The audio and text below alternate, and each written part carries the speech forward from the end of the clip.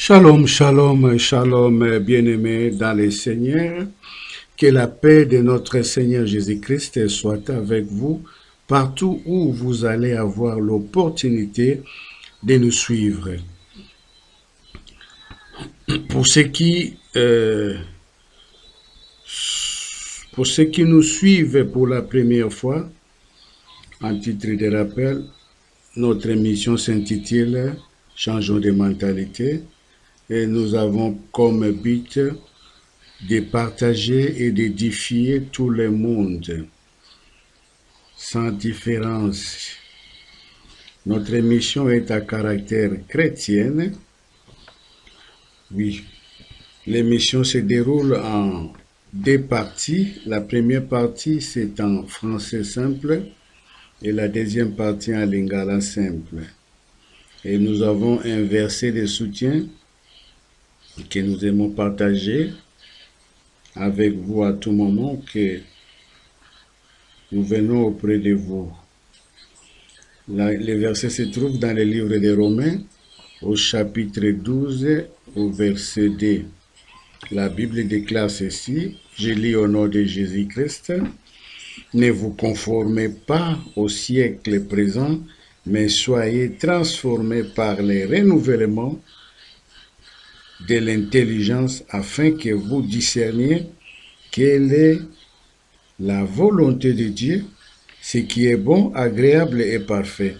Nous lisons encore le verset aussi en lingala, après nous allons retourner en français. En lingala, la Bible déclare ceci, totangi na lingala, na mokanda ya ba Rome na eteni ya zomi na mibale, na molongo ya na eteni ya zomi na mibale, na molongo ya mibale, makomi elobi boye. Bomekolaka te bizaleli ya ntango oyo, kasi bobongwana na nzela ya boyebisani ya sika na mayele na bino, mpo ete bososolaka mokano ya Nzambe oyo ezali malamu, esepelisaka ye, mpe ezali ya kokoka.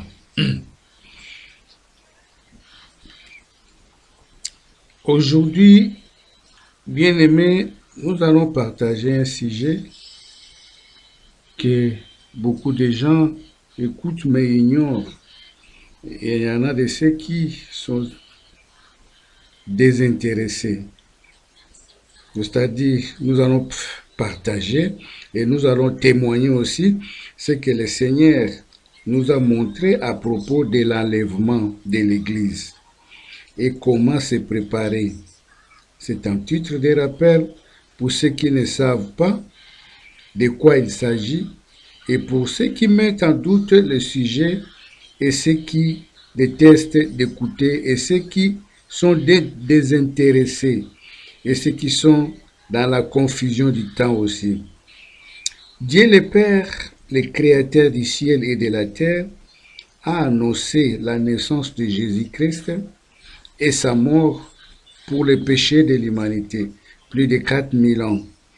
La naissance a eu lieu, la mort aussi et l'ascension. Aujourd'hui, assis à la droite du Père céleste, notre Seigneur et Sauveur Jésus-Christ, lui qui est le chef de l'Église, le chef suprême de l'Église, que nous attendons tous, son retour. Mais pour nous qui n'ont pas vécu tous ces événements mystérieux, nous croyons par la foi qu'il revient bientôt pour prendre son Église, qui est son corps. Et son retour devient de plus en plus imminent à travers les signes. Maintenant, la question que nous devons nous poser, que faire pour ceux qui refusent de croire? Or, la Bible déclare dans Romains, au chapitre 10, au verset 17, je lis au nom de Jésus-Christ, car la foi vient de ce qu'on entend, Et ce qu'on entend vient de la parole de Christ. Dans Hébreux toujours, au chapitre 11, au verset 3, la Bible déclare ceci: c'est par la foi que nous reconnaissons que le monde a été formé par la parole de Dieu, en sorte que ce qu'on voit n'a pas été fait des choses visibles. Et au verset 6, la Bible nous dit: or, sans la foi, il est impossible de lui être agréable, car il faut que celui qui s'approche de Dieu croit que Dieu existe et qu'il est le rémunérateur de ceux qui le cherchent. Hébreux 11, au chapitre 1, il est écrit: la foi est une ferme assurance des choses qu'on espère, une démonstration de celles qu'on ne voit pas. Voilà pourquoi nous avons raison de croire à la promesse de Dieu, car il ne ment pas. Et notre foi est fondée non sur la sagesse des hommes, mais sur la puissance de Dieu. Et la Bible nous recommande de veiller et demeurer fermes dans la foi. Soyons des hommes et fortifions-nous. 1 Corinthiens 16, 13. Et Jésus-Christ est le chef et le consommateur de la foi. Retournons maintenant dans notre sujet de l'enlèvement, à l'enlèvement plutôt. Il y a plusieurs versets, mais nous allons lire les versets qui se trouvent dans 1 Thessaloniciens chapitre 4, au verset 16 jusqu'au verset 17. La Bible déclare ici, la Bible nous apprend: on entendra un signal, la voix du chef des anges, au son de la trompette de Dieu. Alors le Seigneur lui-même descendra du ciel. Ceux qui sont morts en croyant au Christ se relèveront de la mort, les premiers. Au verset 17, la Bible poursuit: ensuite, nous qui serons encore vivants, nous serons emportés ensemble avec eux sur les nuages, en montant vers le Seigneur pour les rencontrer. Et ainsi nous serons avec le Seigneur pour toujours. Aucun verset dans la Bible nous précise quand. Ça reste un secret pour Dieu seul. Mais la Bible nous donne des signes, nous dit: le jour du Seigneur arrivera comme un voleur dans la nuit. Dans un clin d'œil, nous serons surpris et nous n'allons pas comprendre, car ça sera mystérieux. L'un sera enlevé et l'autre resté. C'est pour cela, restons éveillés, parce que nous ne connaissons ni le jour ni l'heure. Alors, comment se préparer? La première chose à faire, c'est de chercher à devenir membre de son corps, qui est son Église. C'est-à-dire l'accepter comme Seigneur et Sauveur dans ta vie, en se repentant de tous tes péchés, en recevant le baptême par immersion et en menant une vie de sanctification. Tu deviendras une nouvelle créature et la joie sera partagée même au ciel. Et tu seras sauvé. Ce jour-là ne sera pas une surprise pour toi. Il n'est pas trop tard pour toi qui écoute ce message. Si tu n'as pas encore accepté le Seigneur Jésus-Christ dans ta vie, viens. Car l'arme que l'ennemi utilise aussi s'appelle l'ignorance. Et Dieu dit: mon peuple périt par manque de connaissance. Osée 4, 6. Viens à Jésus-Christ, car le diable se prépare pour faire rater beaucoup de monde notre noce avec le Seigneur. Lui, il a déjà commencé à détourner les âmes à travers la séduction et les mensonges, en semant aussi les doutes, car ceux qui vont rater l'enlèvement vont souffrir beaucoup. Dans 1 Thessaloniciens, Au chapitre 5, au verset 23, il est écrit que le Dieu de paix vous sanctifie lui-même tout entier et que tout votre être, esprit, âme, le corps soit conservé irrépréhensible lors de l'enlèvement de notre Seigneur Jésus-Christ. Que chacun de nous sache posséder son corps de la sainteté et l'honnêteté. J'en viens maintenant à mon témoignage après avoir été visité dans une vision de notre Seigneur Jésus-Christ en 2007. Après, 3 ans après, en 2010, là, je verrai la première démonstration. Je dormais et je verrai comme dans un songe, je sortais dans mon corps avec un autre corps projeté vers le ciel. Je verrai d'autres corps dans l'espace aussi, en train de monter vers le ciel. Rempli de paix, je me suis réveillé et prié en rendant gloire à Dieu. Pour la deuxième fois, en songe toujours, cette fois-là, ça a commencé. Tout d'un coup, je verrai comme une grande salle avec des couloirs. Et de loin, j'ai regardé, je me suis dit, oh, c'est Jésus. Il était habillé comme des centuriers romains, très propres avec des sandales. Il m'a regardé de loin. Toujours après, il passait, j'ai vu comme il passait dans les couloirs. Et les gens étaient tout autour du couloir qui criaient. Et les autres pleuraient en cherchant à les toucher. Après, boum, je me verrai tout autour d'un cercle volant dehors vers le ciel avec des gens en chantant. Au milieu, il y avait une lumière flamboyante qu'on ne pouvait pas regarder. Et cette lumière, c'était lui-même le roi des rois, Jésus-Christ. Après avoir arrivé, bien-aimé, j'ai rien vu. Je n'ai rien vu, mais j'écoutais comme les gens qui parlaient. J'écoutais comme les gens qui parlaient. J'écoutais leur voix, mais je ne voyais personne. Et on me donna une chaussure qui brillait. Je l'ai portée dans mon pied gauche et ça a sonné. C'était bon. Ça a passé. Et quand on m'a remis les pieds droits, quand je l'ai porté, ça n'a pas sonné et j'ai vu mes yeux s'ouvrir. Et j'ai crié en tremblant et je suis sorti au salon pour prier, pour rendre gloire à Dieu. Dans Hébreux 4, au verset 1, la Bible déclare « Craignons donc tandis que la promesse d'entrer dans son repos subsiste encore. Qu'aucun de nous ne paraisse être venu trop tard. » Nous entrons maintenant à la deuxième partie de notre émission à Lingala Simple. Boboto pe kimia ezala na mabota na bino, na bisika biso oyo bozwami, pona kolanda biso na mokolo ya lelo.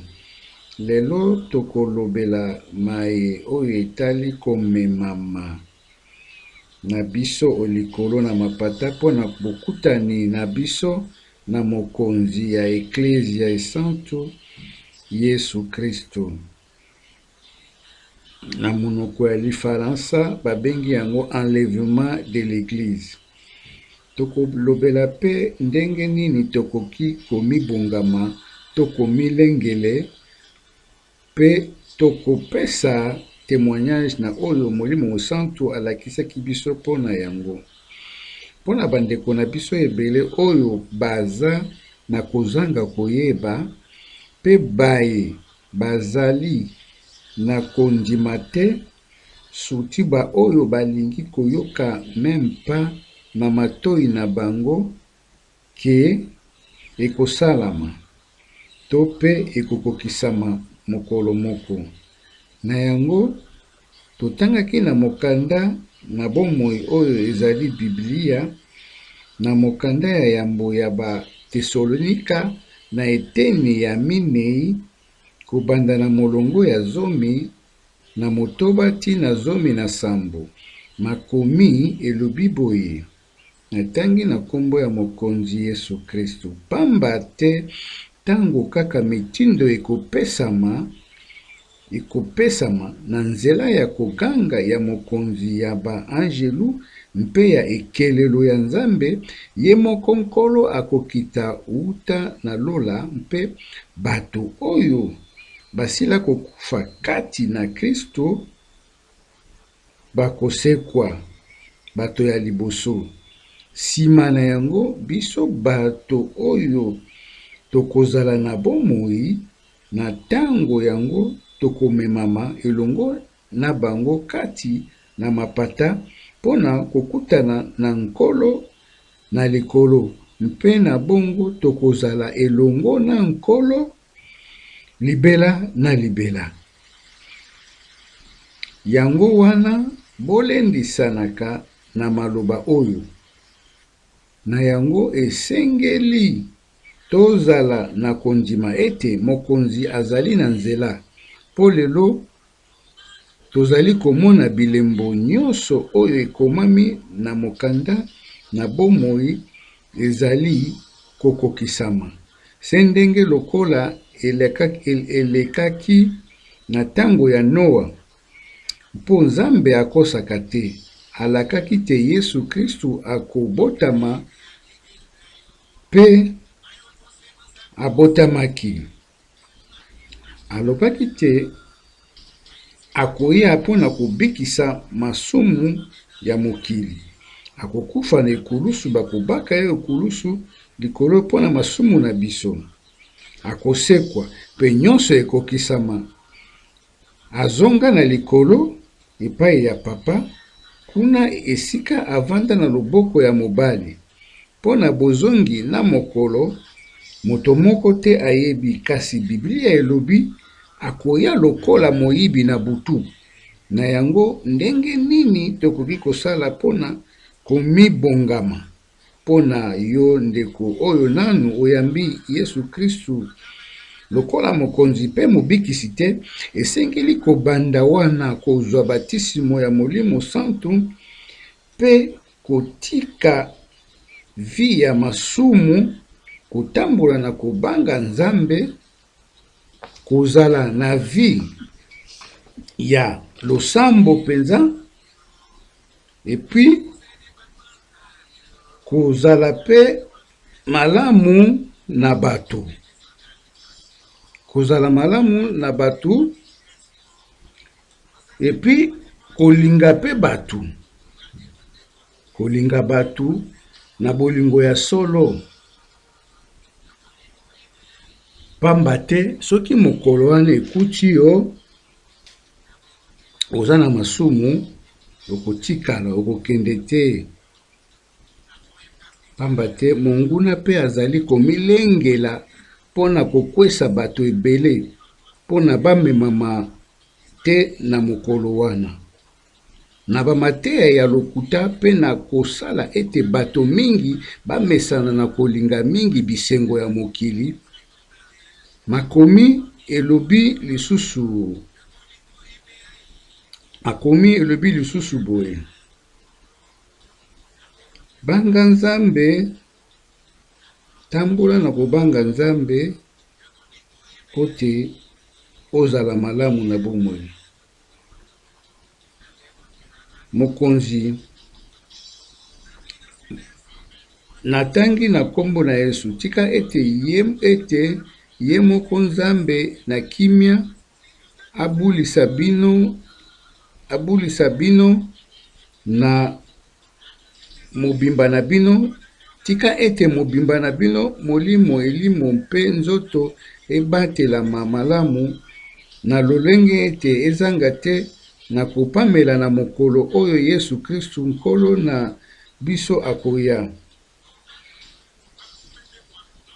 Ye oyo azali kobenga biso azali sembo, mpe ye nde akokokisa yango. Tokoki sikoyo koleka na témoignage na biso oyo Molimo Santu atalisaki biso mpona komemama na biso na likolo. Na nsima ya komona vision ya mokonzi na biso na 2007, nsima ya mbula misato na 2010, na se ya pongi namimonaki na kobima na nzoto ya bomoto kokende na mapata na nzoto esantu, mpe namonaki banzoto esusu ezalaki komata tokokende mpe na mapata. Nalamukaki nakendaki kosambela. Ya mbala mibale ezalaki na kati ya ndako moko ya monene. Na kati ezalaki na banzela ya kokata, bato batelemaki na pembeni ya banzela bisika nyonso, mpe mokonzi azalaki koleka na banzela. Bato lisusu bazalaki koganga, basusu bazalaki koluka basimba ye meme na maboko. Ye azalaki kotala bato baza koganga, baza kolela, basusu baza koluka basimba ye, basusu baza koluka bapusana pembe. Me ye azalaki koleka na banzela oyo ezalaki ya kokata na kati ya ndako wana enene oyo ezalaki na banzela. Na nsima namonaki na libanda na kati ya cercle na bato mosusu tozali kokende likolo na mapata. Na kati ya cercle ezalaki na mwinda moko makasi ya makasi oyo moto akoki kotala na miso te. Ezalaki se ye moko mokonzi, mpo balobaka mokonzi azali mwinda, azali lumière na kota. Alors moto ata moko te akoki kotala nini lumière wana. Na yango bandeko, ata moko te kasi azalaki koyoka neti bato bazalaki koloba. Ntango tokomaki na vision wana oyo namonaki, tozali koyemba, tozokende ti kokoma na biso kokomaki, namonaki lisusu mutu te, kasi nazali koyoka bato neti bazali koloba, me bato yango nango komona bango te. Bapesaki nga sapatu moko nalataki na lokolo ya mwasi, egangaki te, esonaki disons. Alors ekotaki. Alors ntango bapesi ngai ya loboko ya mobali, ya lokolo ya mobali, ntango nalati yango namoni te miso na ngai efungwami. Ntango namoni bongo nazalaki na kobanga mpe nakendaki kosambela mbangu. Tala ntina yo na ngai tosengeli kozala na kondima, mpo ete makomi elobi na mokanda ya Hébreu na eteni ya 11 na molongo ya 3 elobi boye, mpe ete ezali na kondima nde na eteni ya 11 na molongo ya 3 elobi boye, ezali na kondima nde tososolaka ete mokili esalamaki na nzela ya liloba na Nzambe, mpe ete biloko oyo emonanaka esalamaki na nzela ya biloko oyo emonanaka te. Makomi elobi lisusu, nzoka nde moto moko te akoki kosepelisa Nzambe soki azali na kondima te. Pamba te moto oyo azali kopusana pene na Nzambe asengeli kondima ete Nzambe azali mpe afutaka bato oyo balukaka ye. Pona lelo tosuki awa tokoya lisusu pona kotalisa na mbala ya nsima ndenge nini ekozala to ekoleka na nsima ya komemama ya eklesia, pona baoyo bakotikala nini bakomona, po pasi ekozala lisusu makasi. Na yango mateya oyo esunga yo pote osala nyonso oyamba Yesu Kristu lokola mobikisi mpe mokonzi, otatola mpe kotika masumu, kokoma ekelamu ya sika, pote mokolo wana yo mpe ozanga te na kokende na komemama ya mokonzi Nzambe na biso mpona kokutana na ye.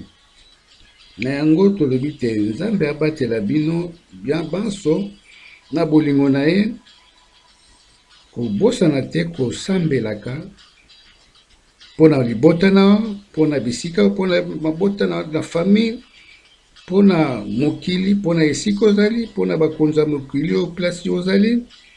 Nde tokutani lisusu soki mokonzi azongi te, tolobi te shalom, au nom de Jésus-Christ. Alléluia.